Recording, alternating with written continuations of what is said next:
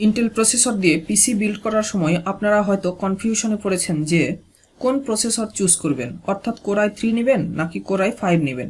এছাড়াও অনেক বিষয় চলে আসে, যেমন কোন জেনারেশন নেবেন, 10 জেনারেশন নেবেন নাকি 11 জেনারেশন নেবেন নাকি 12 জেনারেশন নেবেন। আবার প্রসেসরের সাফিক্সে লেখা থাকে K F T, K F X E, আবার কোনোটাতে কোনো কিছুই লেখা থাকে না। তাহলে আপনার জন্য কোন প্রসেসরটি উপযুক্ত হবে?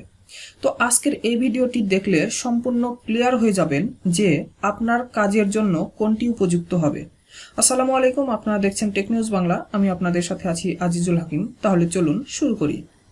তো আজকে আমরা কোর i5 3470 এবং কোর i3 10100 এই দুটি প্রসেসর তুলনা করার জন্য নিচ্ছি। তো কোর i5 3470 এই প্রসেসরে 4টি কোর, 4টি থ্রেড আছে, যেটার বেস ফ্রিকোয়েন্সি হচ্ছে 3.20 গিগাহার্টজ এবং বুস্ট ফ্রিকোয়েন্সি হচ্ছে 3.60 গিগাহার্টজ। অপরদিকে i3 10100 এই প্রসেসরে 4টি কোর, 8টি থ্রেড আছে এবং যেটার বেস ফ্রিকোয়েন্সি হচ্ছে 3.60 গিগাহার্টজ এবং বুস্ট ফ্রিকোয়েন্সি হচ্ছে 4.30 গিগাহার্টজ। এবং i5 3470 এই প্রসেসরে হাইপার থ্রেডিং সাপোর্ট করবে না এবং i3 10100 এই প্রসেসরে হাইপার থ্রেডিং সাপোর্ট করবে। তো ফ্রিকোয়েন্সির দিক থেকে বিচার করলে i3 বেটার। তার কারণ হচ্ছে যে i5 এ বেস ফ্রিকোয়েন্সি ছিল 3.20 গিগাহার্টজ আর বুস্ট ফ্রিকোয়েন্সি ছিল 3.60 গিগাহার্টজ, যেখানে i3 এর বেস ফ্রিকোয়েন্সি হচ্ছে 3.60 গিগাহার্টজ এবং বুস্ট ফ্রিকোয়েন্সি হচ্ছে 4.30 গিগাহার্টজ, যার কারণে ফ্রিকোয়েন্সির দিক থেকে i3 এগিয়ে যাচ্ছে। আবার যদি কোরের দিক থেকে বিচার করা হয় তাহলে i5 এবং i3 দুটোই সেম, কারণ দুইটাই হচ্ছে 4টা কোরের প্রসেসর। অপরদিকে থ্রেডের দিক থেকে বিচার করলে i3 বেটার। তার কারণ হচ্ছে যে i5 3470 এই প্রসেসরে 4টা থ্রেড আছে এবং i3 10100 এই প্রসেসরে 8টা থ্রেড আছে, যার কারণে i3 বেটার। তো তাহলে আসলে কোনটা আমরা চুজ করব? যদি আমরা সিঙ্গেল কোরের পারফরমেন্সের দিক থেকে বিচার করি তাহলে এই দুইটা প্রায় সেম পারফরমেন্স করে, কিন্তু আমরা যদি এডিটিং করি তাহলে i3 এগিয়ে থাকবে। তার কারণ হচ্ছে যে i5 এ 4টি থ্রেড আছে আর i3 তে থ্রেড আছে 8টি। গেমিং এর ক্ষেত্রে আর লাইভ স্ট্রিমিং এর ক্ষেত্রেও i3 এগিয়ে থাকবে, তার কারণ হচ্ছে যে i3 তে 8টি থ্রেড আছে। অপরদিকে দুটোতেই থাকবে 6 MB L3 ক্যাশ।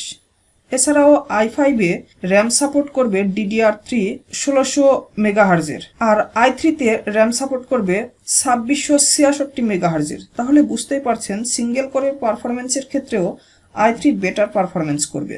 তো এত কিছুর পরেও কনফিউশন থেকে যায় কোন জেনারেশন চুজ করব। সেক্ষেত্রে আপডেট জেনারেশন চুজ করাই বেটার হবে। তাহলে এখন চিন্তার বিষয় i3 10100 নিব নাকি i3 12100 নিব, অর্থাৎ i3 10 জেনারেশন নিব নাকি i3 12 জেনারেশন নিব। এক্ষেত্রে দুটোই 4টা কোর, 8টা থ্রেড থাকবে। এই প্রসেসরের মানে দুটোতেই হাইপার থ্রেড সাপোর্ট করবে। তবে এখানে মেন বিষয় হচ্ছে আর্কিটেকচার। i3 10100 এই প্রসেসরের কমেট লেক আর্কিটেকচার ব্যবহার করা হয়েছে। অপরদিকে i3 12 অর্থাৎ 12100 এই প্রসেসরে অলডার লেক ব্যবহার করা হয়েছে আর্কিটেকচার হিসেবে। তো যেহেতু older lake architecture comet lake আর্কিটেকচারের তুলনায় অনেক নতুন, সেহেতু 10100 এই প্রসেসরের তুলনায় 12100 এই প্রসেসর অনেক বেশি এফিশিয়েন্ট হবে। এছাড়াও পারফরমেন্স অনেক ভালো পাবেন i3 12100 এই প্রসেসরে। দুটোরই ম্যাক্সিমাম ফ্রিকোয়েন্সি হচ্ছে 4.30 মেগাহার্টজ। আর যদি র্যাম সাপোর্টের কথা বলা হয় তাহলে i3 10100 এটাতে এবং i3 12100 এই দুটোতেই 128 GB র্যাম সাপোর্ট করবে। তবে 1310100 তে DDR4 2666 আর i3 12 অর্থাৎ 12100 তে র্যাম সাপোর্ট করবে DDR4 3200 অর্থাৎ 3200 মেগাহার্টজ এবং আরও র্যাম সাপোর্ট করবে DDR5 4800 অর্থাৎ 4800 মেগাহার্জের। তাছাড়া প্রসেসর যত নতুন হবে তত বেশি অ্যাপ সাপোর্ট করবে। যার কারণে আপনারা যখন প্রসেসর চুজ করবেন সেক্ষেত্রে সবসময় আপডেট জেনারেশনের প্রসেসর চুজ করতে পারেন। এছাড়া যে প্রসেসরগুলোর সাফিক্সে লেটারিং করা থাকে সেক্ষেত্রে ইন্টেল থেকে নির্দেশনা দিয়ে দেওয়া আছে, যদি কোনো প্রসেসরে দেখেন 10100 তাহলে সেটার 10টা হচ্ছে জেনারেশন, এবং তারপরে দেখবেন যে অনেকটাতে ই, অনেকটাতে এফ, অথবা G1 থেকে G7, অথবা ওয়াই, অথবা ইউ, অথবা H K, H Q, K S, T U, এইগুলো লেটারিং করা থাকে। তো এইগুলোকে মূলত প্রসেসরের সাফিক্স বলা হয়। তো এই প্রত্যেকটার অর্থ হচ্ছে যে G1 থেকে G7 এইগুলো মূলত গ্রাফিক্স লেভেল বা গ্রাফিক্স টেকনোলজিটা এখানে বেশি প্রাধান্য দেওয়া হয়েছে। আর যেটা ই আছে, ইতে ইমবেডেড, তো এই প্রসেসরটাতে ইন্টিগ্রেটেড গ্রাফিক্স কার্ড ব্যবহার করা হয়েছে। অপরদিকে যেই প্রসেসরের সাফিক্সে এফ থাকবে সেই প্রসেসরে কোনো ইন্টিগ্রেটেড অর্থাৎ ইনবিল্ড গ্রাফিক্স কার্ড থাকবে না, সেটাতে আপনার এক্সট্রাভাবে গ্রাফিক্স কার্ড লাগিয়ে নিয়ে তারপরে কাজ করতে হবে। এবং যদি কোনো প্রসেসরের এইচ থাকে সাফিক্সে তাহলে বুঝতে হবে সেই প্রসেসরটা হচ্ছে হাই পারফরমেন্স অপটিমাইজড, অর্থাৎ এইটা মূলত ল্যাপটপের ক্ষেত্রে এইচ দেখা যায়, এটা হচ্ছে পাওয়ার কনজিউমের দিক থেকে অপটিমাইজড করা আছে, অর্থাৎ যেই ল্যাপটপের প্রসেসরের সাফিক্সে এইচ থাকবে সেটার ওই ল্যাপটপ যে বিদ্যুৎ খরচ করে সেই বিদ্যুৎ খরচটা কম করবে।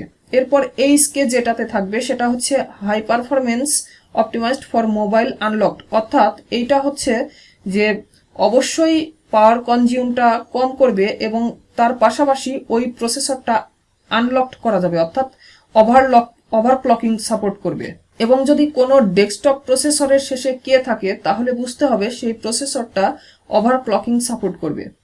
আর যদি কোনো ডেস্কটপ প্রসেসরের সাফিক্সে টি থাকে তাহলে সেই প্রসেসরটা পাওয়ার অপটিমাইজড লাইফস্টাইল, অর্থাৎ ওই প্রসেসর দিয়ে আপনি খুব কম বিদ্যুৎ খরচেই প্রসেসরটি ব্যবহার করতে পারবেন এবং প্রসেসরটি খুব ভালো পারফরমেন্স দিবে।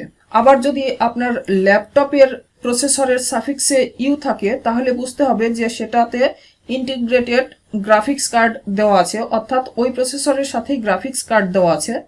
এবং যদি ল্যাপটপের প্রসেসরের শেষে ওয়াই থাকে তাহলে বুঝতে হবে যে ওটা খুবই কম বিদ্যুৎ খরচ করবে কিন্তু সেটার পারফরমেন্স অনেক ভালো হবে। এবং ডেস্কটপের প্রসেসরের সাফিক্সে যদি এক্স অথবা এক্স ই এই দুইটার যে কোনো একটা সাফিক্স থাকে তাহলে বুঝতে হবে সেটা ওভারক্লক সাপোর্ট করবে এবং হাই এন্ড অর্থাৎ আপনি যে কোনো ধরনের গ্রাফিক্স অথবা গেমিং, এই অনলাইন গেমিং এই কাজগুলো করতে পারবেন সেই প্রসেসর দিয়ে। তো আজকের ভিডিও এই পর্যন্তই, ভালো থাকবেন সবাই, দেখা হবে নেক্সট কোনো ভিডিওতে। আল্লাহ হাফেজ।